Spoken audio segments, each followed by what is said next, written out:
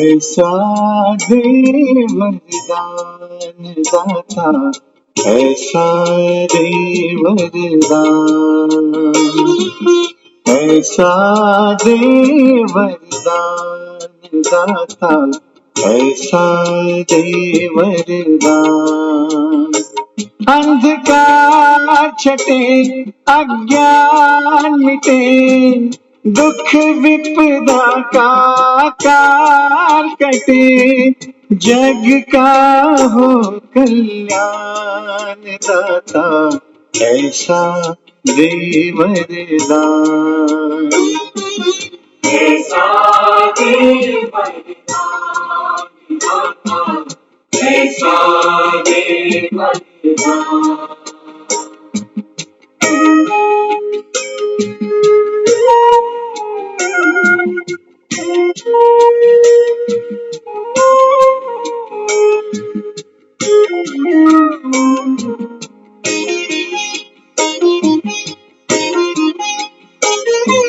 भक्ति से तर कर दो तन को, श्रद्धा से भर दो इस मन को,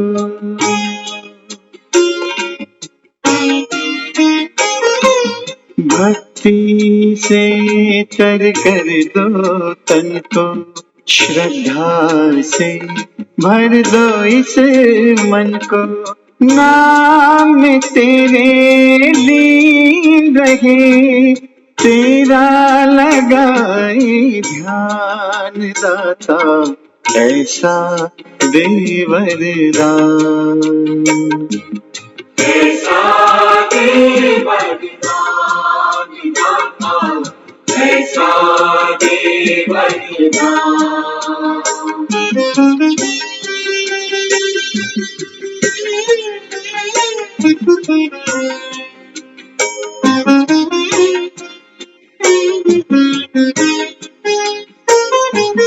योगी योग सिखाए सबको, सच की राह दिखाए सबको,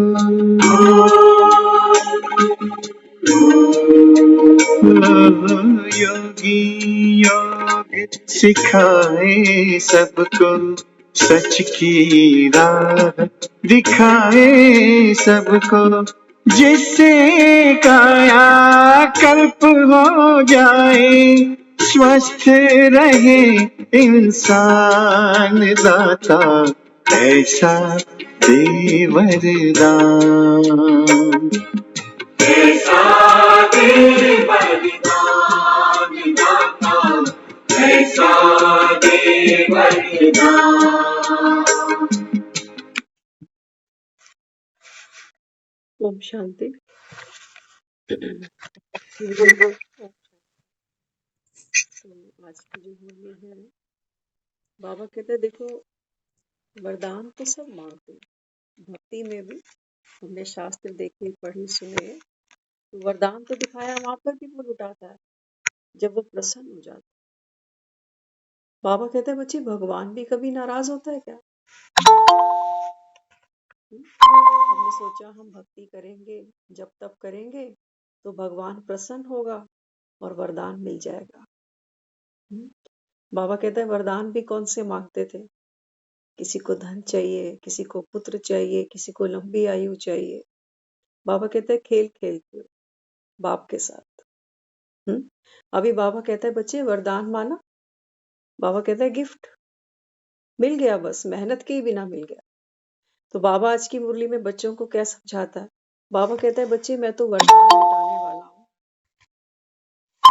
बाबा कहता है मैं तो हमेशा ही प्रसन्न हूँ। लेकिन बाबा कहता है तुमको, जब तुम बाबा कहता है बाप समान प्रसन्न बनते हो, तो बाबा कहता है वरदानों की बारिश अपने आप हो जाएगी। तो कैसे वो वरदान ले रहा है? बाबा कहता है कैसे तुम वरदान लो, कैसे मैं तुमको दूं, आज ये मुरली उसके ऊपर है। बाबा कहता है तुम तो वरदानों से पलने वाले हो। आज की जो मुरली है बहुत यूजफुल भी रहेगी हमारे लिए और बहुत पावरफुल मुरली है, क्योंकि भक्ति भी दुनिया करती है जब तक पाठ पूजा करते हैं, इसीलिए कि हमको वरदान मिले, खुशी मिले। अब बाबा कहता है तुम ज्ञान मार्ग में चल निकले, किस लिए?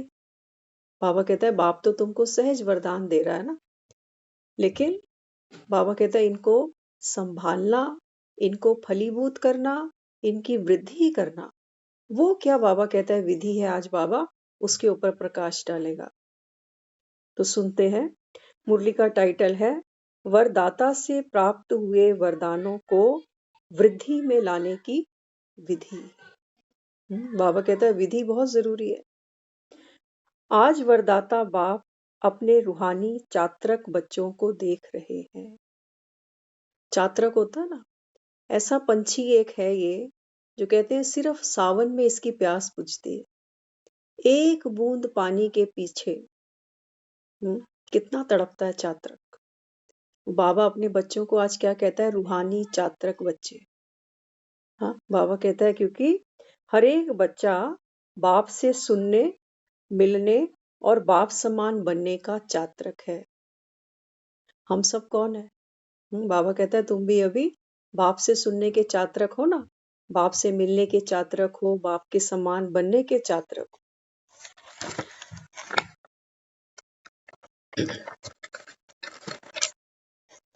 तो सुनने से जन्म जन्मांतर की प्यास मिट जाती है।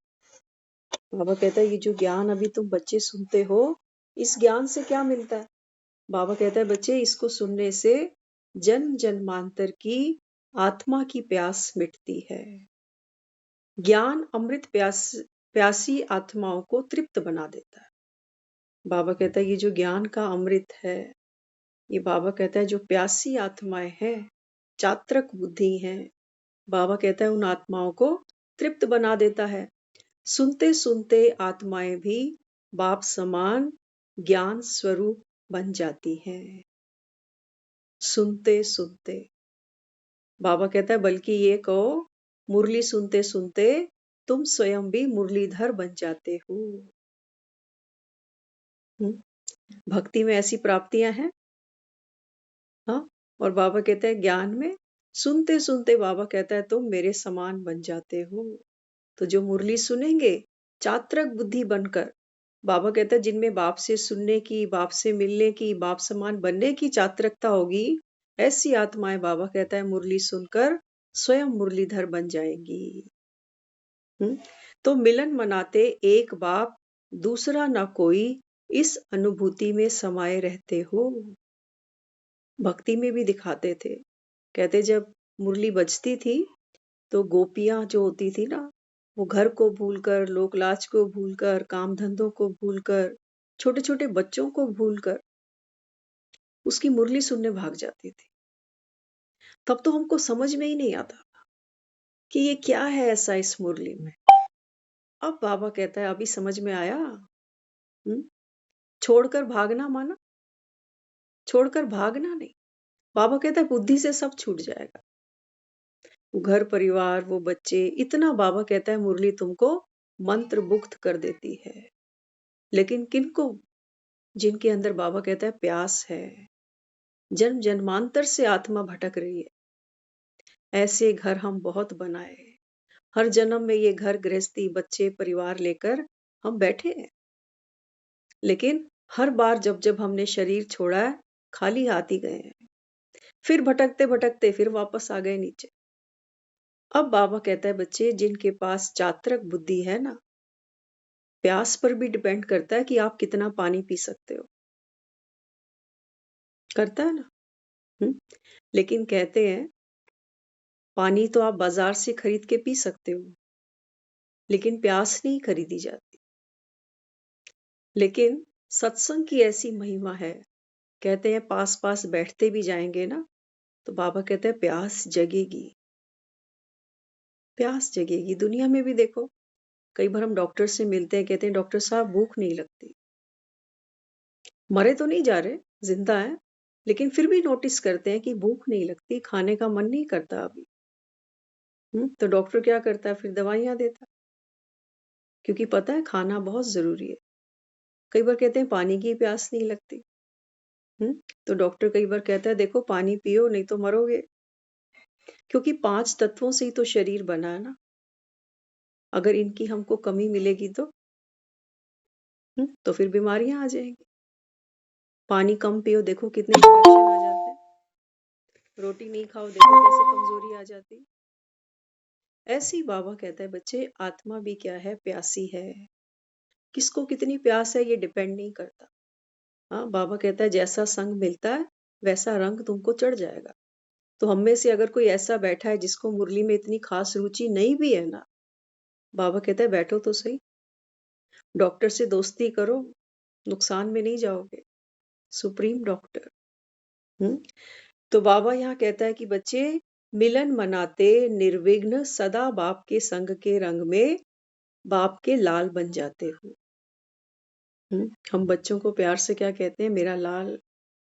बाबा कहता है जब बाप के रंग में रंगते हो ना, तो बाबा कहता है फिर बाप समान लाल बन जाते हो। हम्म तो बाबा कहता है जो बाप का स्वरूप, लाल किसको कहते हैं, अग्नि को। अग्नि के रंग देखना कभी भी, इंद्रधनुष रंग है अग्नि के पास, है कि नहीं है। अग्नि दिखने में कोई कहेगा आग पीले रंग की होती है, कोई कहेगा लाल रंग की होती है, कोई कहेगा नहीं उसमें बैंगनी रंग भी है, ऑरेंज भी है, हरा भी है, पीला भी है। हम्म तो बाबा कहता है बच्चे देखो ये सब क्या है। बाबा कहता है ये है सर्व शक्तियां। हम्म, तो बाबा कहता है जो बाप का स्वरूप सदा शक्तिशाली, सदा लाइट, ऐसे बाप समान बन जाते हो। हम्म तो बाबा कहता है किन किन बातों में समान बनना है। अभी मुरली सुन रहे हैं ना, तो बाबा कहता है बच्चे मुरली सुनकर बाप के समान किन किन बातों में समान बनना है। तो सबसे पहले बाबा कहता है जैसा बाप का नाम वैसे बच्चों का भी नाम। तो भगवान किसका है, सारी दुनिया का है ना। बाबा कहता है जैसे मेरे लिए कहते हैं ना कि शिव तो सदा कल्याणकारी हैं, तो बाबा कहता है ऐसे ही तुम बच्चे भी कौन हो, विश्व कल्याणकारी हो। दो चार का कल्याण नहीं करना। हाँ, बाबा कहता है अभी तुमको बाप के नाम के समान अपना नाम भी बाबा कहता है समान बनाना है। तो विश्व की कल्याणकारी आत्माएं बनना है। जो कार्य बाप का सो आपका। हम्म बाबा कहता है जो काम मेरा है ना, वही बाबा कहता है बच्चे अभी तुमको करना है। तो समान बनने का वरदान आदि से बाप ने बच्चों को दिया है। आदि का वरदान क्या था, सर्व शक्तियों से संपन्न भव। बाप के बने। सोचो जब हम पहला पहला दिन कोर्स उठाते हैं, तो सबसे पहले दिन हमको ये समझ में आता है कि मैं आत्मा हूँ, परम पिता की संतान हूँ। तो इस नॉलेज से क्या मिला। अगर किसी बच्चे को पता चल जाए कि जो मेरा बाप है, दिखाता है गरीब है लेकिन है अरबोपति, तो पता चलते ही क्या होगा, नशा आएगा ना कि मेरे बाप ने तो बहुत बड़ी मलकियत छिपा के रखी है मुझसे। तो नॉलेज ने क्या किया, हमको पावर दे दी। ऐसे ही बाबा कहता है कि बच्चे अभी तुमको बाप के समान क्या बनना है, सर्व शक्तियों से संपन्न। दुनिया में ऐसा कोई भी नहीं है जो भगवान को ये कह दे कि ये काम तो भगवान के भी बस की बात नहीं। कह सकता है कभी कोई। हाँ, हम तो यहाँ तक कहते हैं कि वो चाहे तो मुर्दे में जान डाल दे, वो चाहे तो समय को रोक दे, कहते हैं ना ऐसा। तो बाबा कहता है बच्चे इसका मतलब मैं सर्वशक्तिवान हूँ, लेकिन इसका मतलब ये नहीं कि मैं मुर्दों में जान फूक रहा हूँ। बाबा कहते हैं नहीं, ये ड्रामा में नूंद नहीं है, जो आया है सो जाएगा, राजा रंग फकीर। तुम, बाबा कहता है फालतू के चक्कर में अभी नहीं पड़ना। अब बाबा कहता है तुमको पहले तो मुझे पहचानना है, और पहचान कर बाबा कहता है मेरे जैसा बनना है। तो मुर्दे में जान फूकना क्या है, अभी हम सुनेंगे। तो बाबा कहता है देखो दुनिया में भी अगर कोई पिता या गुरु वरदान देगा, आशीर्वाद देगा तो क्या देगा, है ना। हमारे पास भी बच्चे हैं, पोते नाते हैं। जब कोई हम आता है, मिलता है, नमस्ते करता है, तो हम क्या कहते हैं बच्चों को। बाबा कहता है तुम कहते हो ना बच्चे धनवान भव। हाँ, पुत्रवान भव, आयुष्मान भव। आजकल तो ये लैंग्वेज कोई नहीं बोलता।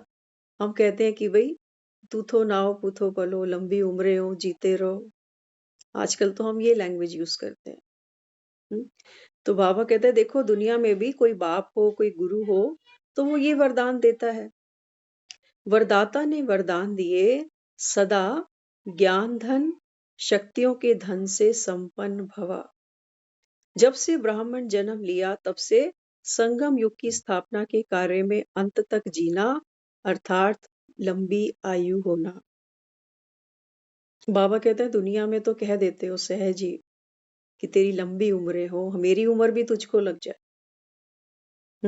लेकिन बाबा कहते हैं यहाँ जब ज्ञान में आते हो ना, तो बाबा कहते हैं यहाँ पर लंबी उम्र का मतलब ये है कि जब से ब्राह्मण बने तब से बाबा कहता है अंत तक स्थापना के कार्य में एक्टिव रहना, जीते रहना, बीच में मर नहीं पड़ना। इसको बाबा कहता हूं मैं लंबी उम्र। क्योंकि क्या होगा, बाबा कहता है दुनिया में कितनी भी लंबी उम्र ले जाओ, लेकिन बाबा कहता है अगर कोई प्राप्ति तुमने नहीं की अविनाशी तो कोई फायदा नहीं है। कोई 100 साल भी जी के जाता है, कोई 90 जी जाता है, कोई 80 जी जाता है, लेकिन बाबा कहता है फिर प्राप्ति क्या करी? क्या प्राप्ति करी? इसलिए बाबा कहता है बच्चे, बीच में अगर ब्राह्मण जीवन से निकल पुराने संस्कारों या पुराने संस्कार में चले जाते तो इसको कहते हैं छोटी आयु। कई बार हम कहते हैं ना बेचारा छोटी सी उम्र में ही चला गया। बाबा कहते हैं ये बात तो संगम की है। छोटी सी उम्र में चला गया माना ज्ञान में आए हुए अभी 6 महीने हुए थे, 2 साल ही हुए थे, 2 साल में ही पूरा हो गया, फिर से कलयुग में चला गया। माना इस दुनिया से चला गया ना। जो इस दुनिया से चला जाता है हम कहते हैं कि वो अब तो है नहीं, मर चुके। ऐसे ही बाबा कहता है बच्चे अगर तुम ब्राह्मण नहीं रह गए इसका मतलब छोटी उम्र वाले। तो बाबा कहता है कोई कोई तो देखो कोमा में भी चले जाते हैं। ध्यान से समझना क्या कहना चाह रहा है। वो कंपेयर कर रहा है हमारी लौकिक आयु को हमारी ज्ञान की आयु से। ज्ञान में जब हम आते हैं तो कितना समय हम ज्ञान में अपने आप को रोक पाते हैं, कितना समय बाबा कहता है जितना समय आप ज्ञान में चले, ये बाबा कहता है आपकी आयु है अलौकिक। इसलिए जब हम सेंटर्स पे जाते हैं तो बहनें कई बार पूछती हैं आपका कौन सा जन्म देना है, लौकिक की अलौकिक? अलौकिक जन्म आपको कितने साल हो गए? तो हम कहते हैं हमको ज्ञान में 2 साल हो गए। और लौकिक में कोई कहेगा मैं 50 साल का हूँ, कोई कहेगा मैं 60 का हूँ। तो फर्क है ना। इसलिए बाबा कहता है कभी कभी तो कोई कोमा में चले जाते हैं तो होते हुए भी ना के बराबर। कोमा में देखो किसी को। ऐसे ही बाबा कहता है कई बार यहाँ पर भी ऐसे हालात होते हैं कि है तो सही लेकिन पता नहीं है कि नहीं है, क्योंकि कोई सुख नहीं है, कोई प्राप्ति नहीं है। जैसे कोमा में कोई पड़ा हुआ है, लेटा हुआ, कोई होश ही नहीं है। ऐसी बाबा कहता है कई बार यहाँ पर भी बच्चों की स्थिति हो जाती है। कोई कभी कभी जाग भी जाते हैं। अब सोचो कोमा से कोई थोड़ी देर के लिए होश में आ गया और फिर से कोमा में चला गया। तो बाबा कहता है ऐसे ही कभी कभी कोई जाग जाते हैं लेकिन वह जिंदा होना भी तो मरने के समान ही है ना। थोड़ी देर होश आया और थोड़ी देर के बाद फिर से कोमा में चले गए। तो बाबा कहता है ये जीना भी कैसा है, जैसे मरने के समान है। तो बड़ी आयु भव अर्थात सदा आदि से अंत तक दिव्य जीवन की सर्व प्राप्तियों में जीना। क्या कहती है दुनिया? कहते हैं उम्र भले ही कम हो लेकिन जिंदगी अच्छी होनी चाहिए, खुश होना चाहिए इंसान को। हाँ, चिंताओं के बोझ के नीचे नहीं दबना चाहिए। ऐसी जिंदगी हम सब मांगते हैं। तो बाबा यहाँ क्या समझाता है? बाबा कहते हैं यहाँ पर आपकी आयु बड़ी होने का अर्थ क्या है कि सदा अंत तक बाबा कहता है दिव्य जीवन की सर्व प्राप्तियां। ध्यान से सुनना, बाबा कह रहे हैं दिव्य जीवन की सर्व प्राप्तियां, संसारी जीवन की नहीं कह रहा। नहीं तो कई बार हम ज्ञान सुनते हैं और कहते हैं क्या बाबा नौकरी तो इतनी घटिया सी है। परिवार के संबंध कैसे है? बाबा कहता है इनकी मैं तुमको गारंटी तब दूंगा जब तुम मेरी श्रीमत पर चलोगे। तो इसलिए बाबा कहता है अभी तो दिव्य जन्म है ना बाबा, इसमें बाबा कहता है आपका जो दिव्य जन्म हुआ तो दिव्य प्राप्तियां बाबा कहता है आपको सब है। तो यहाँ बाबा कहता है ऐसी प्राप्तियों में जीने वाले को क्या कहेंगे? लंबी आयु वाला। तो जिंदगी हो लेकिन खुशनुमा हो, ऐसी जिंदगी तो बड़ी भार है कि जहां मन भी दुखी है, तन भी दुखी है, बीमार है, और लोग कह रहे हैं जी 90 साल की उम्र है, क्या करोगे 90 साल को? इसलिए बाबा कहता है बड़ी आयु के साथ साथ निरोगी भव का वरदान भी आवश्यक है। वरदानों की बात चल रही है ना आज। कोई हमको कह देता है आपकी उम्र बहुत लंबी हो। अब बाबा कहते हैं सिर्फ उम्र लंबी होने से तो मजा नहीं आने वाला। अब बाबा कहता है दूसरा वरदान क्या दे रहा हूं तुमको? निरोगी भव। बीमारियों की कमी है कोई? एक लिस्ट निकालो बीमारियों की, आपकी रजिस्टर्ड डायरियां कम पड़ जाएंगी, इतनी बीमारियां हैं आज। तो बाबा क्या समझाता है? बाबा कहता है बच्चे अगर आयु बड़ी है लेकिन माया की व्याधि, क्या क्या बाबा ने? कौन सी व्याधि? माया की बीमारी। कौन सी? माया की, काम की, क्रोध की, लोभ की, मोह की। ये बाबा कहता है बीमारियां हैं तुम्हारी, जब तुम्हारा अलौकिक जन्म हो गया तो। तो बाबा कहता है अगर बड़ी आयु है लेकिन माया की व्याधि बार बार तुमको कमजोर बना देती है तो भी जीना जीना नहीं है। कई बार हम देखते हैं ना कुछ लोग ऐसे मिलते हैं, वो जब भी मिलो वो कहते हैं हम बीमार हैं,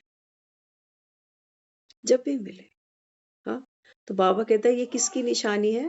देखो बार बार शरीर में कमजोरी आती है ना, तो वो इंसान धीरे धीरे फिर गिरता ही जाता है।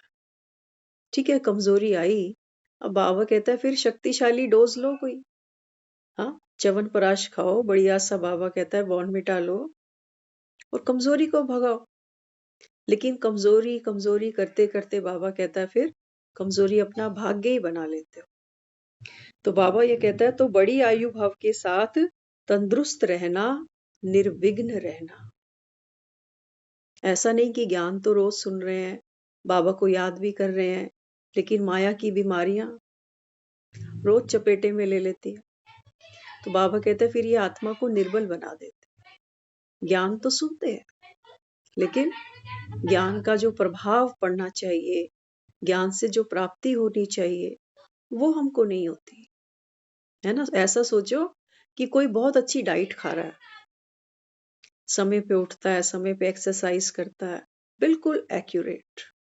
हाँ, और बाबा कहता है फिर अगर कोई ऐसे के साथ कंपेयर करो जिसका ना सोने का समय, ना उठने का, ना कोई खाने का शेड्यूल ठीक सा। तो बाबा कहता है जब कोई समय पर मुरली सुनेगा, ये हमारी डाइट है। जब हम योग करते हैं ना, घर जाते हैं, घर से फिर नीचे आते हैं, ये बाबा कहता है ये है आपकी एक्सरसाइज। ऐसी आत्मा बाबा कहता है कभी माया की व्याधि के चपेटे में नहीं आती। तो यहाँ बाबा कहता है बच्चे तुमको निर्विघ्न भी रहना है, तो माना ज्ञान भी सुनेंगे और योग भी करेंगे, तब बात बनेगी। बार बार उलझन में दिल शिकस्त की स्थिति के बिस्तर के हवाले नहीं होना। जो कोई बीमार होता है तो बिस्तर हवाले होता है ना। बाबा कहता है जब कोई बीमार पड़ता है तो डॉक्टर भी क्या कहता है? बेड रेस्ट करो अभी। हाँ, तो बाबा कहते हैं यहाँ पर भी जब कोई बात बार बार मन को खाती है, कोई उलझन, कोई चिंता, कोई तनाव, तो बाबा कहता है फिर ये क्या करती है? मन को दिल शिकस्त कर देती है। तो जैसे रोगी बिस्तर लेट लेता है, ऐसे ही बाबा कहता है आत्मा भी क्या करती है? बिस्तर पकड़ लेती है। तो बाबा कहता है बच्चे बिस्तर के हवाले नहीं होना। छोटी छोटी उलझन तो चलते चलते फिर भी खत्म कर देते हो, लेकिन जब कोई बड़ी समस्या आ जाती है, उलझन में आ जाते, मन की हालत क्या होती है? छोटी छोटी कोई खांसी जुकाम हुआ तो हम थोड़ा बहुत घर पे ही कुछ करके उसको कंट्रोल कर लेते, लेकिन बाबा कहता है कोई बड़ा इन्फेक्शन हुआ तो तो बाबा कहता है फिर देखो मन की क्या हालत होती है। जैसे जब शरीर बिस्तर हवाले होता है तो दिल नहीं होती उठने की, चलने की, खाने पीने की, है ना? कोई बिस्तर पे है, उसको बोलो लो फ्रूट खा लो, खाता है। कितना हम उसको भाषण दे दें, कितना समझा दें, लेकिन वो कहता है मेरे से खाया नहीं जा रहा, आप रख दो, मैं खा लूंगा बाद में। तो बाबा कहता है ना तो वो बिस्तर से उठना चाहता है, ना बैठना चाहता है। उसको कहो टीवी चला दे, वो कहता है वो भी नहीं चाहिए, वो भी नहीं चाहिए। तो बाबा कहता है फिर ये हालात हो जाती है जब कोई बिस्तर पकड़ता है। ऐसे ही बाबा कहता है आत्मा भी कहीं बिस्तर ना पकड़े, इतनी कमजोर ना हो जाए कि उठने चलने, बाबा कहता है यहाँ तक कि उसकी इतनी ताकत ना बचे कि बाप को भी सुनना नहीं चाह रही, मुरली भी सुनना नहीं चाह रही। कोई संजीवनी देने आया है तो वो भी नहीं ले रही। कई बार होता है कोई ज्ञान नहीं सुनता तो बाबा को कोई बच्चा जाके सेवा कर देता है कि आप सेंटर पे आओ, आपको दीदी ने बुलाया। तो वो तो संजीवनी देने आया ना। हम्म, तो बाबा कहता है बच्चे कम से कम खुराक तो बाबा कहता है लो। डॉक्टर भी कहते हैं कि बिना जब तक शरीर में कुछ खाओगे नहीं, दवाइयां असर नहीं करने वाली। तो बच्चा तो जिद करता है, लेकिन बड़ा इंसान तो हर चीज समझता है, वो करता है धीरे धीरे। तो बाबा कहता है ऐसे यहाँ पर भी जब योग में बैठते हो ना, तो बाबा कहता है फिर तुम्हारी भी दिल नहीं लगती, ज्ञान भी सुनेंगे लेकिन दिल से नहीं सुने। सुनने सुनने में फर्क है। कई बार हम ज्ञान सिर्फ कानों से सुनते हैं और कई बार ज्ञान दिल की गहराइयों में जाता है। ये डिपेंड करता है हमारी अपनी स्थिति पर। अगर हमारा मन चिंता में है तो बैठे भी यहाँ ना बैठे के बराबर। इसलिए बाबा कहता है बच्चे अपने को आत्मा जान कि कौन मुझको पढ़ाने आए। तब बाबा कहता है कोई बात भीतर उतरे। तो इसलिए बाबा कहता है फिर सेवा भी अगर करते हैं तो वो भी फिर दिल से नहीं करते। एक बीमार को बोलो कि जा हमारे लिए 2 रोटी बना ले, हो सकता है बेचारा उठ भी जाए, लेकिन दिल से नहीं बना पाएगा क्योंकि अंदर पीड़ा है, दर्द है। इसलिए बाबा कहता है बच्चे ऐसी स्थिति अपनी नहीं बनाना। तो ज्ञान में भी बाबा कहता है आपको वरदान क्या क्या है, लंबी आयु हो, माना जब से हमारा अलौकिक जन्म हुआ अंत तक बाबा कहता है आपको बाप के साथ खड़े रहना, और लंबी आयु भी हो, साथ साथ बाबा कहता है निरोगी भी बनना। कोई भी माया की व्याधि बाबा कहता है आपको छू नहीं सके। तो आत्मा की इम्यूनिटी का हमको ध्यान रखना है कि कहीं कोमा में तो नहीं चले जाएंगे, कहीं बिस्तर तो नहीं पकड़ लेंगे। तो इसलिए बाबा कहता है कई बार फिर क्या करते हो, बैठते हैं योग में लेकिन दिखावे से, डर से, लोक लाज से। कई बार एक पेशेंट भी आप देखना, पेशेंट भी बहुत तरह के होते हैं। एक पेशेंट होता है जो विल पावर करता है कि मुझे खड़ा होना है, देखते हैं ना ऐसे भी। वो हर कंप्रोमाइज कर जाते हैं अपनी हेल्थ के पीछे, किसी भी चीज से वो पीछे नहीं हटते। और कुछ क्या होते हैं, कोई सामने आ गया तो दवाई खा ली, कोई नहीं है तो डस्टबिन में डाल दी। और कई तो ऐसे भी होते हैं जिनको पता है कि हमने तो बिस्तर छोड़ना ही नहीं है, तो फिर क्यों इतना मगजमारी कर। तो क्यों, क्योंकि बाबा कहता है उनको भरोसा नहीं होता कि हम भी फिर से खड़े हो जाएंगे, बीमारी चली जाएगी। हाँ, तो बाबा कहता है बच्चे फिर कई तो दिखावे से, कुछ डर से, तो कुछ लोक लाज से योग करते हैं, मुरली भी सुनते हैं, लेकिन बाबा कहता है इसको तंदुरुस्त जीवन नहीं कहें। कुछ खाओ तो बाबा कहता है रुचि से खाओ। इसलिए दुनिया में आपने सुना होगा लोग कहते हैं गरीबों के बच्चों को देखो, सूखी रोटी खाते हैं प्याज गुड़ हरी मिर्ची के साथ, बीमार भी नहीं होते। और हमारे बच्चे, इनको आप काजू का आटा पिसवा दो और उनकी बनाओ रोटियां, तब भी ये छुई मुई है बस। ना इनके मन शक्तिशाली हैं, तन की तो आप बात ही छोड़ दो, और धन और चाहिए और चाहिए। तो यहाँ बाबा कहता है बच्चे फिर अगला वरदान है।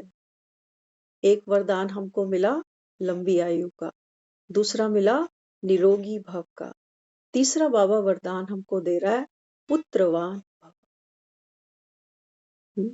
दुनिया में कहते हैं संतान का सुख ये सबसे बड़ा सुख है, लेकिन आज के समय में संतान है, संतान का सुख नहीं है। तो बाबा क्या कहता है? बाबा कहता है आपके पास संतान है। बच्चों से पूछ रहा है बाबा, है? बाबा कहता है संतान आपके पास। जब आप बाप समान मास्टर रचयिता की स्टेज पर स्थित हो तो अब यह सब रचना अपनी लगती है। जैसे हम कहते हैं ना, सारी दुनिया भगवान की है, भगवान ही सबका माई बाप है। तो बाबा कहता है तुम भी तो बाप समान बन गए ना, तो तुम ये तो नहीं कहते हमारे तो बच्चे ही नहीं है जी, या ये तो नहीं कहते मेरे पास तो 4 बच्चे हैं, मैं तो 2 बच्चों की मम्मी हूँ, मेरे पास 3 बच्चे हैं, मैं 3 बच्चों की मम्मी हूँ। तो बाप समान बनना माना हम सब यहाँ चातरक बुद्धि है। तो बाबा कहता है चातरक बुद्धि माना बाप को सुनना, बाप से मिलन मनाना और बाप समान बनना। सिर्फ सुनना नहीं कि चलो टाइम पास तो अच्छा ही हो रहा। तो बाबा कहता है बच्चे फिर बेहद के मास्टर रचयिता बनना ये है बेहद का पुत्रवान हो जाना। तो सोचो अब क्या कहोगे, कितने बेटे बेटियां हैं हमारे पास? देखो दुनिया में भी जब कोई हादसा हो जाता है ना, रोड पर आता है, जब कोई मीडिया हाईलाइट करती है बात, तो हम सभी होते हैं, हम सब कहते हैं कि सबकी माँ बहनें बेटियां सब एक जैसी हैं, सबको प्यार मिले, सम्मान मिले। आती है भावना बेहद की, कितना प्यारा लगता है। कहते हैं बेटियां सबकी सांझी हैं जी, करते हैं ना, ये कितनी प्यारी भावना है बेहद की। तो बाबा कहता है बच्चे इस संसार में जितनी भी आप आत्माएं देखते हो ना, बाबा कहता है आप हो सृष्टि की आधार मूरत आत्माएं। तो बाबा कहता है कितने बेटे बेटियां हैं तुम्हारे? और कहने की बात है जी, आप सबने देखा होगा, अगर अनुभव नहीं भी कर पाए अभी तक, हाँ, तो आप देखना दुनिया में जिसके भी प्रति हमारे मन में शुभ भावना जागती है ना, तो कई बार वो अपना नहीं होते भी, पराया होते भी हमारे इतने काम आ जाता है। कहते हैं ना, हमें तो अपनों ने लूटाया, गैरों में कहाँ दम था, मेरी कश्ती थी डूबी वहां जहां पानी कम था। जिनसे उम्मीद करते हैं, जिनको हम समझते हैं कि हमने पूरा जीवन इनके लिए किया, लेकिन बाबा कहता है बच्चे पता नहीं तुमको वहां से रिटर्न मिलना भी है कि नहीं, कुछ कह नहीं सकते ना किसकी कितनी आयु है। हाँ, तो बाबा कहता है कि बच्चे इस समय हर एक आत्मा संसार की कौन है, आपकी ही रचना है। तो बाबा कहता है फिर ऐसा वरदान तुमको दुनिया में कोई देगा? लोग कहेंगे कितने बच्चे हैं, कोई कहेगा 2, कोई 4, कोई 6, और बाबा ने हमको ये पूरी सृष्टि का माता पिता बना दिया। तो देख लो, बेहद का देने वाला जब भी देगा छप्पर फाड़ के देगा नहीं देगा। आयु हमारी संगम पर ऐसी दी है कि हम अमर हो रहे हैं। अंत काल तक बाबा कहता है देखो, और किसी धर्म की निशानी नहीं है दुनिया में, लेकिन एक देवी देवता धर्म की निशानी आज तक मंदिर बनते जा रहे हैं। क्योंकि सतयुग से बाबा कहता है ये चल रहा है। तो यहाँ बाबा समझाता है देखो सदा अपने को कहाँ खड़ा देखते हो, जैसे वृक्ष का रचता बीज जब वृक्ष की अंतिम स्टेज पर आता है तो वह बीज ऊपर आ जाता है ना। बाप के साथ साथ वृक्ष के ऊपर मास्टर बीज रूप बन शक्तियों की, गुणों की, शुभ भावना, शुभकामना की स्नेह सहयोग की किरणें फैलाएंगे। एक माता पिता क्या करता है अपने बच्चों के लिए? जन्म भी देगा, पालना भी करेगा, प्रोटेक्शन भी देगा, करता है ना। ऐसे ही बाबा कहता है बच्चे आप कौन हो अभी? मास्टर रचयिता। जैसे एक वृक्ष का बीज है, तो बाबा कहता है बीज क्या करता है? पूरे वृक्ष को बाबा कहता है वो अपनी जड़ों से सींच सींच कर शक्ति देता है, ऊर्जा देता है, तो वो पेड़ आगे बढ़ता है। ऐसे ही बाबा कहता है बच्चे आप अपनी शुभ भावना, शुभ कामना से इस सारे संसार को बाबा कहता है दुआएं दो। हाय तो वह नहीं मचाओ किसी का पाठ देखकर, कोई खबर सुनकर, कि ये ऐसे क्यों हुआ, ये नहीं होना चाहिए था। हाँ, बाबा कहता है हलचल में नहीं आओ। हर आत्मा वो पाठ करेगी जो उसका नूंधा हुआ है, लेकिन तुम क्या करोगे? तुम्हारा काम क्या है? बाबा कहते हैं तुम बीज हो ना। तो माँ क्या करती है? बच्चा कहीं से चोट खाकर आ गया, किसी के साथ कुछ गलत व्यवहार किया, कोई चोरी करके आ गया, माँ फिर भी क्या करती है? उसको फिर बल भरती है कि देखो ये गलत था, आप ऐसे चलो। या मर्डर ही कर देगी उसका? नहीं कर सकती ना। हाँ, इसलिए बाबा समझाता है कि जैसे सूर्य ऊंचा रहता है ना, तो सारे विश्व में स्वतः ही किरणें फैलती हैं। क्यों फैलती है? क्योंकि सूर्य उदय होता है तो और ऊपर ऊपर ऊपर चढ़ता जाता है। ऐसे ही बाबा कहता है बच्चे, जब आपकी अपनी स्थिति ऊंची होगी, देह के भान से ऊपर, तेरे मेरे से ऊपर, सुख दुख से ऊपर, प्राप्ति अप्राप्ति से ऊपर, तब बाबा कहता है आप दूसरों में सुख शांति की वाइब्रेशंस फैला सकते हो। तो हमको किस पर ध्यान देना पड़ेगा? अपनी स्थिति पर, कि मैं इस समय क्या फील कर रहा हूँ। तो उस समय बाबा कहता है तो ऐसे मास्टर रचयिता, मास्टर बीज रूप बन सारे वृक्ष को किरणें व पानी दे सकते हो। आप एक प्लांट को देखना कभी भी। एक बार एक बूढ़ी माँ थी, वो एक छोटा सा उसने अपने घर में एक बगीचा बनाया। अपने बच्चे की तरह उस बगीचे की वो देखभाल करती। तो एक बार संजोग से वो बीमार पड़ गई। बीमार पड़ी तो बेटा था उसके पास। बेटे को बोली कि देख अब तो मेरी ताकत नहीं है कि मैं बाहर जाकर एक एक पौधे को पानी दूं, तो तुम मुझसे प्रॉमिस कर कि जब भी सुबह उठेगा तो पहले एक एक पौधे को पानी देगा। इनको ठीक से धूप मिले, इनका ध्यान रखना अपना भाई समझ के। तो बच्चे ने बोला ठीक है, ये क्या बड़ी बात है मम्मी, मैं कर दूंगा, आप बेफिक्र हो जाओ। तो कहते हैं 15-20 दिन तक वो बच्चा कई कई घंटे उस बगीचे में बैठता था। हाँ, और बड़ी सेवा करता था, बड़ी भावना से करता था कि मेरी माँ ने बोला है ये मेरे छोटे छोटे भाई बहन हैं। अब 15 दिन के बाद जब माँ ठीक हुई तो बाहर आई, बड़ी खुश थी। उससे जब भी पूछती थी ठीक से पानी दे रहा है ना, बोला हाँ मम्मी बहुत बढ़िया तरीके से। तो माँ बड़ी खुश थी कि मेरे बेटे ने मेरा कहना माना। अब 15 दिन जब बाद वो बगीचे में आई तो देख के हैरान, सारा बगीचा सूखा पड़ा। जो थोड़ी बहुत कलियां फूल बनती भी सही, वो भी मुरझा गई। तो वो बड़ी दुखी हुई। तो बेटे को कह रही ये क्या किया तूने बगीचे को? तू तो कह रहा है मैं कितने कितने घंटे यहाँ बैठकर सेवा करता हूँ, कभी पानी देता हूँ, कभी छटाई करता हूँ, कटाई करता हूँ, क्या क्या करता हूँ, रिजल्ट क्या हुआ? तो बोला माँ मेरी तो कोई गलती नहीं, मैं तो एक एक प्लांट के पास जाकर एक एक पत्ते को पानी देता था, एक एक फूल, क्यारी, पत्ते, पत्तियों को गीला करता था। मैं क्या करूं? मैंने तो खूब मेहनत करी। तो माँ ने फिर क्या समझाया? माँ ने कहा पानी कहाँ दिया जाता है? जड़ में। आप जड़ में पानी दो, जड़ से वो अपनी एनर्जी खींचेंगे। अब बेटा कहता है मुझे तो ये पता ही नहीं कि जड़ में पानी देना पड़ेगा। ऐसे ही बाबा हमको क्या समझाता है? बाबा कहते हैं बच्चे आप हो जड़ इस सारे सृष्टि के वृक्ष की।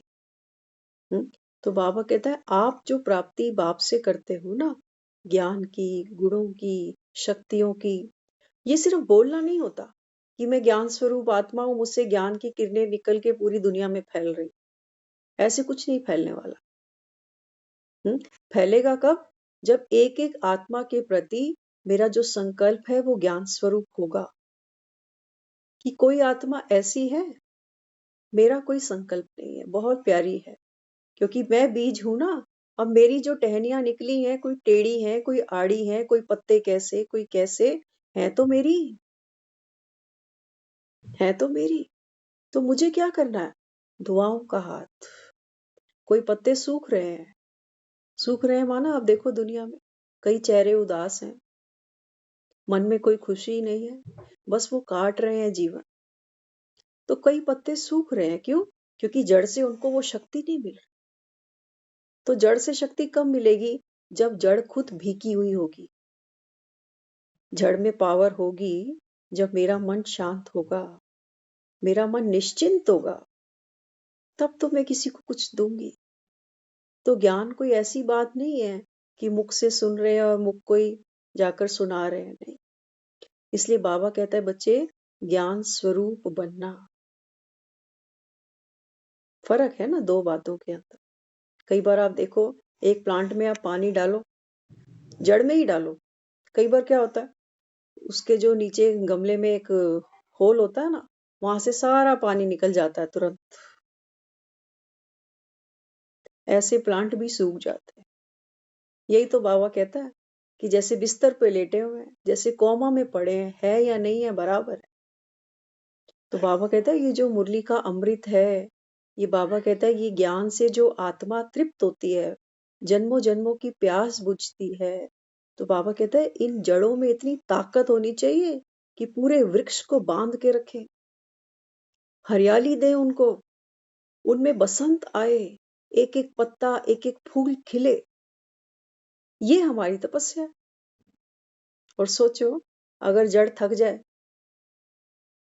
बोले अब मुझसे तो नहीं हो रहा, हम थकते हैं कभी अपने बच्चों के लिए? बीमार होते हैं तब भी लगे रहते हैं, क्योंकि हमको जड़ वाला काम करना है ना। हम नहीं होंगे तो हमारे बच्चे क्या खाएंगे, कैसे रहेंगे, कौन देखभाल करेगा? लेकिन बाबा कहता है ये है हद की जड़, ये तुमको बाबा कहता है रुलाएगी। आजकल आजकल ऑनलाइन ऑनलाइन मिल मिल जाता है। जाता तो जो है। ऑनलाइन क्या मिल जाता है आजकल? जैसे जैसे बोला ना बोला ना खाने खाने खाने का का, खाने को। आजकल तो आजकल तो ऑनलाइन ऑनलाइन। देखो, ऑनलाइन खाना मिल सकता है, लेकिन ऑनलाइन माँ बाप के सब्स्टिट्यूट आज भी नहीं बिक रहे मार्केट में। ठीक है ना? ऑनलाइन आप पिज्जा मंगवाओगे, बर्गर मंगाओगे, ऑनलाइन माँ बाप नहीं मिल रहे आज, इतनी तरक्की नहीं करी। तो बाबा यहाँ ये समझाता है, बाबा कहता है कि बच्चे तो ऐसे मास्टर रचयिता, मास्टर बीज रूप बन सारे वृक्ष की जड़ों को, वृक्ष को पानी और किरणें बाबा कहता है दे सकते हो। इसको कहते हैं पुत्रवान भव। बाबा कहता है पूरी दुनिया को दे सकते हो कि हम दो और हमारे दो। बाबा कहता है ना, जैसे भगवान दुनिया का है, ऐसे बाबा कहता है तुम भी अब दुनिया के हो। तो बेहद की दृष्टि, बेहद की वृत्ति। तो इसको कहते हैं ना फिर पुत्रवान भव। तो कितने वरदान मिले बाप से? पूरी दुनिया बाबा कहता है तुम्हारे पुत्र बन गए ये सारे। पुत्र माना, क्यों पुत्र चाहिए दुनिया में लोगों को? कई तो कहते हैं हमारा अंतिम संस्कार जी बेटा ही करेगा, बेटे से ही वंश आगे बढ़ेगा। तो बाबा कहता है बच्चे देखो, ये दुनिया बढ़ते बढ़ते अब कहाँ आ गई, कहाँ आ गई। एक पेड़ को आप देखो, उसकी यात्रा देखो आप।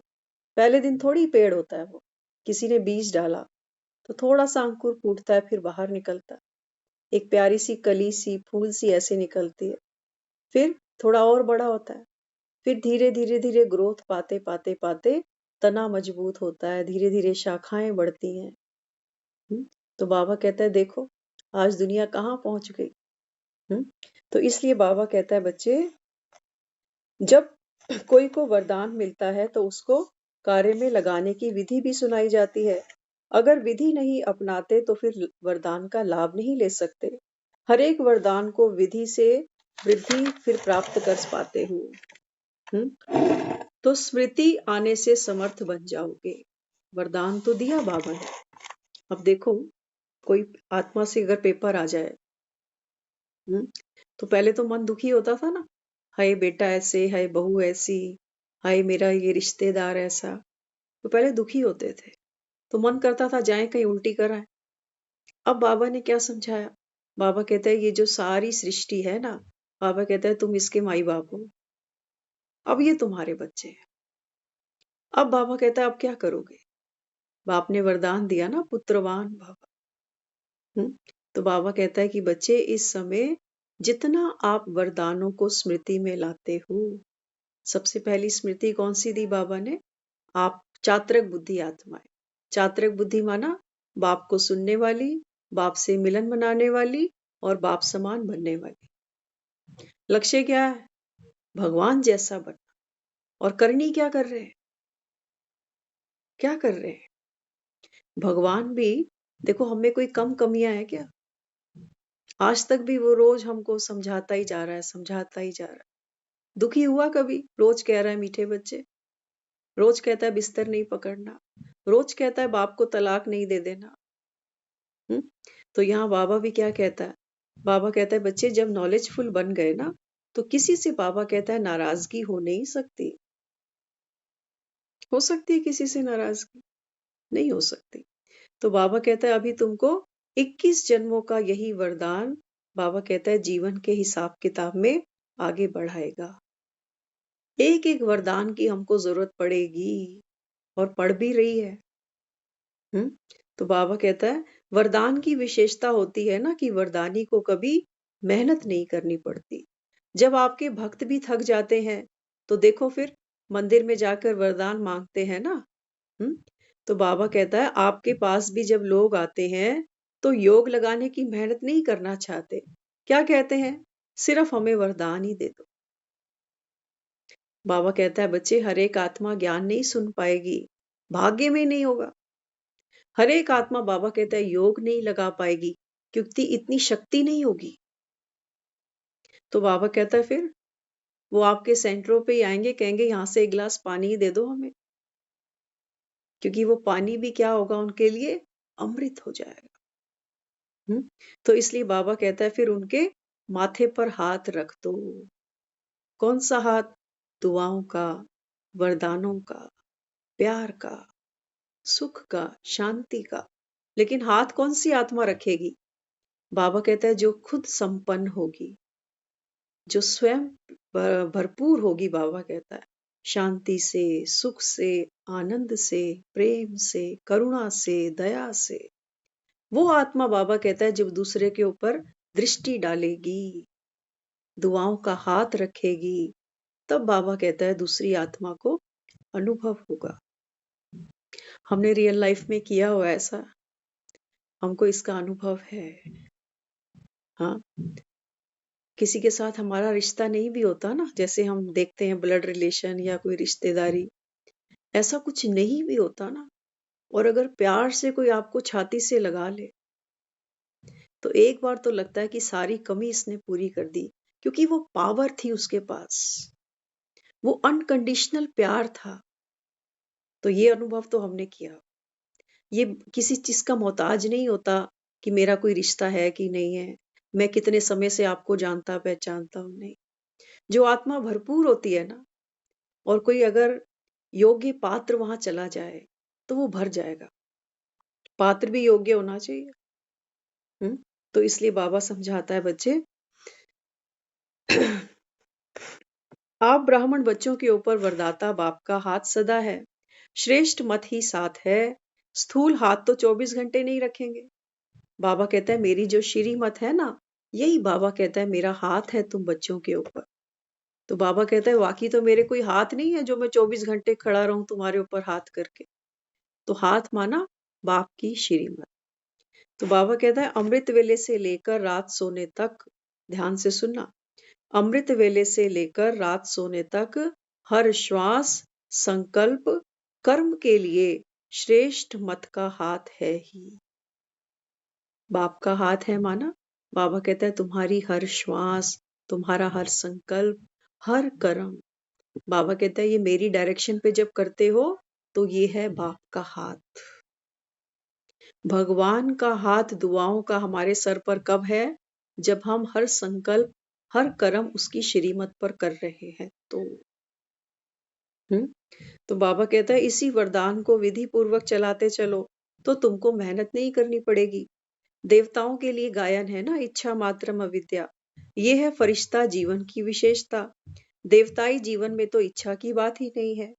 किसी भी शुद्ध कर्म व व्यर्थ कर्म, विकर्म, पिछला कर्म, किसी भी कर्म के बंधन में बंध कर करना इसको कर्मातीत अवस्था नहीं कहेंगे।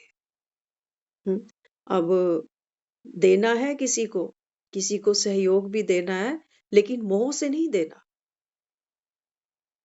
फिर बाबा कहता है ये विकर्म कर दोगे, क्योंकि देहवान में आकर मेरी बेटी, मेरा बेटा, मेरा ये, मेरा वो। बाबा कहता है ये तो बाप की श्रीमत नहीं है। तो बाबा कहता है फिर ये पत्तियां सूख जाएंगी, क्योंकि जब तक सहयोग दे रहे हो ये हरी भरी रहेंगी। जैसे ही सहयोग का हाथ खींचोगे ये पत्ती फिर सूख जाएगी। कहेगी आप तो हमको अब सपोर्ट ही नहीं करते हो, हमारा हालचाल ही नहीं पूछते हो। तो बाबा कहता है फिर कई बच्चे तो कैसा पुरुषार्थ करते हैं कि लेकिन पुरुषार्थ का भी फिर बोझ अनुभव करते हैं। ये पुरुषार्थ नहीं है। कोई मुरली सुन रहा है और उसको रोज ये लगे है कब तक सुननी पड़ेगी। बच्चे से बच्चे स्कूल आते हैं ना, तो कई बार कहते हैं कि पता नहीं कब तक पढ़ाई करनी पड़ेगी। और कई बच्चे वो बिना पढ़ाई के रुकते ही नहीं, कहते हैं संडे आया ही क्यों। तो बाबा कहता है ये है अटेंशन रखना कि पुरुषार्थ कभी भी हमारा बोझ ना बने। तो बाबा कहता है कई फिर क्या करते हैं, अटेंशन का भी टेंशन ले लेते हैं। तो बाबा कहता है जैसे जीवन में स्थूल नॉलेज रहती है ना कि ये चीज अच्छी है, ये नहीं अच्छी, ये खानी है, ये नहीं खानी, तो बाबा कहता है ये नेचुरल अटेंशन रखते हो ना, ऐसे ही बाबा कहता है यहाँ पर भी ये नेचुरल अटेंशन रहे कि बाबा क्या कहता है, क्या ये श्रीमत है या नहीं है। बस बाबा कहता है यही अटेंशन है, लेकिन तुम इसका भी टेंशन ले लेते हो। तो बाबा कहता है क्योंकि नॉलेज की लाइट माइट स्वतः यथार्थ रूप से चलाती है। टेंशन टेंशन को पैदा करता है, एक टेंशन तो पहले ही है, अब टेंशन की भी टेंशन ले ली। तो बाबा कहता है फिर एक टेंशन क्या करता है, टेंशन्स को बढ़ाएगा, क्योंकि जो चाहते हो वह नहीं होता, तो फिर टेंशन बढ़ जाती है। तो पुरुषार्थ सभी करते हो, कोई ज्यादा पुरुषार्थ को भारी कर देते, तो कोई बिल्कुल अलबेले हो जाते। जो होना है हो जाएगा। बाबा कहता है मैं ये तो कहता हूँ कि पुरुषार्थ का टेंशन मत लो, लेकिन बच्चे फिर क्या करते हैं, कहते हैं बाबा ने तो कहा था टेंशन मत लो, जो होना है देखा जाएगा। तो बाबा कहता है बच्चे ये भी अच्छा नहीं है ना, ये भी अच्छा नहीं है। आप देखो कोई साइकिल चलाता है ना, तो साइकिल कैसे चलाई जाती है, दोनों पैडल मारने पड़ते हैं। अगर रोक दें बीच में तो चलेगी साइकिल, नहीं चलेगी। ऐसे ही बाबा कहता है बच्चे पुरुषार्थ कैसा हो आपका, slow and steady win the race. बाबा कहता है चलते चलो, भार नहीं मानो इसको। बाबा कहता है फिर ये मंजिल तक तुमको पहुंचा ही देगा। आगे फिर समझाया इसीलिए बैलेंस से बाप की ब्लेसिंग वरदानों में अनुभव करो। जैसे भक्त आत्माएं स्थूल चित्र के सामने खड़ी हो जाती हैं कि माथे पर वरदान का हाथ है, तो आप भी बुद्धि में अनुभव का चित्र सदा स्मृति में रखो। कई भगत होते हैं ना, वो घर से निकलते हैं तो मंदिर में मत्था टेक के निकलते हैं। कई बार अपने पर्स में भी छोटी छोटी फोटो रखते हैं। गाड़ियों में भी आपने देखा होगा, कई बार हम देखते हैं किसी ने बाइक स्टार्ट की, स्कूटी स्टार्ट की, तो एक बार हाथ जरूर जोड़ते हैं, हैंडल को ही हाथ जोड़ देते हैं। तो बाबा क्या समझाता है, बाबा कहते हैं देखो उनके सामने तो सिर्फ चित्र होते हैं, तब भी बाबा कहता है वो कितनी शक्ति का अनुभव करते हैं। और बाबा कहता है यहाँ पर तुम बच्चे बाबा कहता है क्या अनुभव करो, बाप का जो हाथ माना, बाप की श्रीमत का हाथ। तो बाबा कहता है क्या श्रीमत है बाप की, कि बच्चे आप आयुष्मान भवा, पुत्रवान भवा। बाबा कहता है ये वरदानों को जियो, ये संभाल के रखने के लिए नहीं। बाबा कहता है जितना जितना आप इस स्मृति में रहोगे, बाबा कहता है आप समर्थ बनते जाओगे। तो बहुत पुरुषार्थ किया, अब तो वरदानों से पलते और उड़ते चलो। पांडवों की महिमा कम थोड़ी है, हर एक की विशेषता वर्णन करें तो भागवत बन जाए। पांडव गुप्त रहते हैं लेकिन बाप के दिल पर सदा प्रत्यक्ष हैं। पांडव बाबा कहता है तो गुप्त, लेकिन बाप से बाबा कहता है गुप्त नहीं हो, तो बाप के तो दिल पर बैठे हो। तो अच्छे अच्छे प्लान्स भी पांडव ही बनाते हैं, शक्तियां शिकार करती हैं, लेकिन कमाल तो करने वाले आप हो। हम्म? तो बाबा कहता है चाहे स्टेज पर खड़े होकर भाषण ना भी करो, लेकिन ये सबसे बड़ा भाषण है जब चरित्र सुनाकर चरित्रवान बनने की प्रेरणा दूसरों को देते हो। ये है सबसे बड़ी सेवा। सेवा कौन सी? बाबा कहता है जरूरी नहीं कि सारे तोते बन जाओ। बाबा कहता है सबसे बड़ी सेवा क्या है? चरित्रवान बनकर। दूसरों को बाबा कहता है चरित्रवान बनाने की जब सेवा करते हो, ये है सबसे बड़ी सेवा। वरदान है हद की जिम्मेवारियों को बेहद में परिवर्तन करने वाले स्मृति स्वरूप नष्टो मोहा भव। अब ये वरदान को ध्यान से सुनना, बड़े काम का है। क्या कहा बाबा ने? हद की जिम्मेवारियां। हम में से ऐसा कोई भी नहीं है जिसके ऊपर हद की जिम्मेवारी नहीं होगी, सब पर है। तो बाबा कहता है फिर क्या करना पड़ेगा? इनको बाबा कहता है बेहद में परिवर्तन करो। कैसे? सुनते हैं। बाबा कहता है बच्चे, नष्टमोहा बनने के लिए सिर्फ अपनी स्मृति स्वरूप को परिवर्तन करो। मोह तब आता है जब अपनी गृहस्थी कि ये घर, हमारा संबंध, हमारे बच्चे, तब बाबा कहता है जब ये मेरा मेरा करते हो ना, मेरी गृहस्थी, मेरा परिवार, मेरे रिश्तेदार, मेरे दोस्त, तब बाबा कहता है ये मोह जाग जाता है। या तो राक्षस को जगा लो, या बाबा कहता है देवता को जगाओ, मर्जी तुम्हारी है। मोह जागेगा, बाबा कहता है ये बड़ा शैतान है, खूब रुलाएगा तुमको। तो बाबा कहता है फिर अब इस हद की जिम्मेवारी को बेहद की जिम्मेवारी में परिवर्तन कर दो। बेहद की जिम्मेवारी निभाएंगे तो हद की अपने आप पूरी हो जाएगी। बेहद की। एक रात को ना चेकिंग किया करो, आपको बड़ा अच्छा लगेगा। रात को जब सोने जाते हो ना, तो बस ये चेकिंग करना कि आज सारा दिन में मैंने जो भी कर्म किया, उस कर्म को करते हुए सपोज किसी को खाना ही खिला रहे हैं, तो मुंह तो लपेट के नहीं दे दिया कहीं साथ में, इन्फेक्शन तो साथ नहीं दे दिया ना। तो क्या देखो, बाबा कहते हैं ना बच्चे खुद को निमित्त मानो, सेवा राम की है। चाहे रोटी कोई भी खा रहा है, वो भी यही कहेगा कि राम की कृपा से रोटी मिल रही है। बहुत प्यारी देखो ये बात अभी संकल्प मन में आई। जब हम किसी से बड़ों से हालचाल पूछते हैं ना, कहते हैं बस राम जी की कृपा है, 2 रोटी खा रहे हैं और हरि के गुण गा रहे हैं। तो कृपा वो भी राम की मान रहा है। वो हमारी कृपा नहीं मान रहा कि मेरी बहू बेटी बनाकर खिला रही है मुझे, तो इसकी कृपा से मैं रोटी खा रहा हूं। नहीं, कृपा किसकी? वो राम की कृपा है, वही शोभता है वहां पर। और हम भी क्या कहते हैं बनाने वाले, बस भगवान की कृपा से हाथ पैर चल रहे हैं तो कर रहे हैं। लेकिन हम दोनों की आपस में कनेक्टिविटी नहीं है, क्योंकि यहाँ पर मोह है, देह का भान है कि मैं बहू हूं या मैं बेटी हूं या मैं पत्नी हूं या मैं बहन हूं, और ये खाने वाले। तो राम को तो हमने बीच में से भगा दिया। लेकिन रूटीन लाइफ में जब बात करते हैं तो राम को हम भी आगे कर देते हैं। जी, राम की कृपा से अभी तक शरीर ठीक चल रहा है, तो खुद ही कर लेते हैं। और उनसे कोई पूछता है तो वो भी यही कहता है कि राम की कृपा से रोटी मिल रही है, मस्त रहते हैं। तो बाबा कहता है बच्चे, ये है तुम्हारा परिवर्तन। राम को बीच में रख दो। तो रोटी जब किसी को खिलाओ तो फिर मेरे वाला भाव नहीं रखो, नहीं तो दुख होगा। हमारे साथ पहले ऐसा अक्सर होता था कि सब्जी भी बन गई, फुलके भी बन गए, अब खाने वाला है ही नहीं। उसका फोन आ गया, वो है नहीं, 2 घंटे 4 घंटे शायद रोटी ना भी खाए, बाहर ही खा ले। तो हम क्या सोचते थे, इतनी मेहनत की, पहले ही बता देता, वेस्टेज भी हो गई। लेकिन अब जब ये ज्ञान सुनते हैं ना, अब ऐसा कुछ भी संकल्प मन में नहीं आता।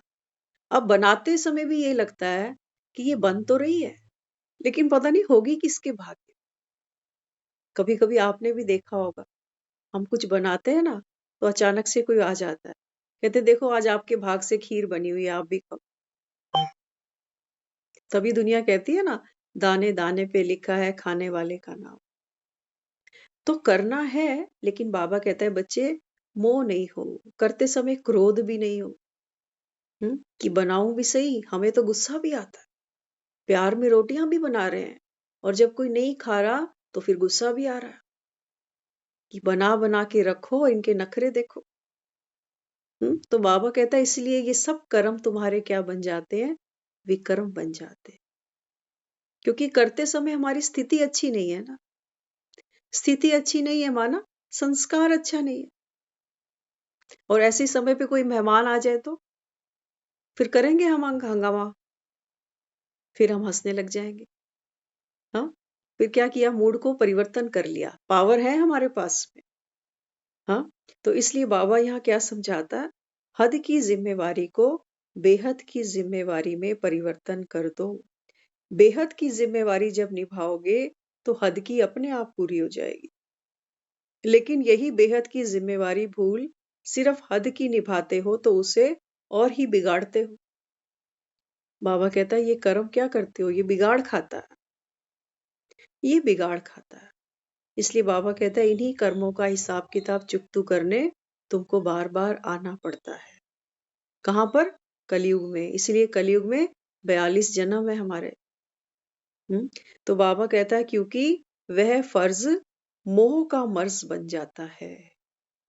फर्ज तो पूरे कर रहे हो, लेकिन बाबा कहता है ये जो फर्ज पूरे कर रहे हो ना अभी, ये बाबा कहता है मोह का मर्ज बन जाता है, बीमारी बन जाती है। और धीरे धीरे देखो, एक लेडी हमारे यहाँ थी 85 अबव, शायद 90 की होके हो गई। 90 की एज तक वो अपना सारा काम खुद, जबकि 6-7 बहुएं थी उनके पास। एक बेटा भी था, शायद शादी की थी उनकी या कुछ ऐसा था, वो साथ ही रहता था मदर। तो इतनी एज तक वो बच्चे के लिए, बेटे के लिए, वो भी शायद 50s में तो होगा, अभी भी है वो बेटा उनका, तो उसके लिए खाना, कपड़े धोना, सब कुछ करना। तो जब बीच बीच में जाकर कोई उनको मिलता था ना, तो वो क्या कहती थी, वो कहती थी मैं तो चली जाऊंगी, मेरे बाद मेरे बेटे का क्या होगा। तो ये क्या है, बाबा कहता है ये है मोह का मर्ज। आज देखो वो तो बेचारी चली ही गई, आज उसका बेटा भूखा थोड़ी मर रहा है, आज वो अपने बड़े भाई के साथ रह रहा है। उनकी भी वाइफ एक्सपायर हो गई थी, बेटी की शादी हो गई थी, तो दोनों भाई इकट्ठे रह रहे हैं अभी। बाबा कहते हैं ना, ड्रामा में जो नूंद होगा वो अपने आप हो जाएगा, तुम सोच सोच के क्यों भारी हो जाते हो। इसलिए बाबा कहता है बच्चे, ऐसी तीव्र उड़ान भरो। अगर हमारे मन में यही चिंताएं लगी रही ना पीछे की, कि मेरे पीछे फिर इसका क्या होगा, मेरे बच्चों की आपस में बनेगी कि नहीं बनेगी, होती है ना ये चीजें हमको उड़ने नहीं देती। तो बाबा कहता है ऐसी तीव्र उड़ान भरो जो बातों रूपी बादल को सेकंड में क्रॉस कर जाओ। कई बार देखो फ्लाइट कैंसिल हो जाती है, कहते हैं मौसम अच्छा नहीं है। बाबा कहता है बच्चे ये मौसम कौन बनाता बिगाड़ता है, तुम्हारे अपने संकल्प। अच्छा सोचोगे, बाबा कहता है अच्छी फीलिंग आएगी, आसान लगेगी बात। और नहीं तो बाबा कहता है फिर खुद तुम्हारा खुद मन ही है जो, बाबा कहता है ये सोच सोच के बात को पहाड़ बनाता है, फिर पहाड़ को कूटने लगता है, फिर थक जाते हो, दुखी होते हो। फिर बाबा कहता है फिर कभी कभी मुझे भी कोसते हो, अपने भाग्य को भी कोसते हो, तो दूसरी आत्माओं को भी कोसते हो। इसलिए बाबा कहता है जो चात्रक बुद्धि आत्मा होगी, बाबा कहता है वो ज्ञान के अमृत से अपनी जन्म जन्म की प्यास बुझाएगी। क्योंकि ये ज्ञान क्या कर रहा है हमको, ये हमको शांति भी देता है, सुख भी देता है, शक्ति भी देता है। दे रहा है नहीं दे रहा, हाँ, अनुभव करते हो ना। बाबा कहता है ये वो ज्ञान है, ये वो मुरली है जिसको सुनते सुनते आप स्वयं मुरलीधर बन जाओगे। ओम शांति।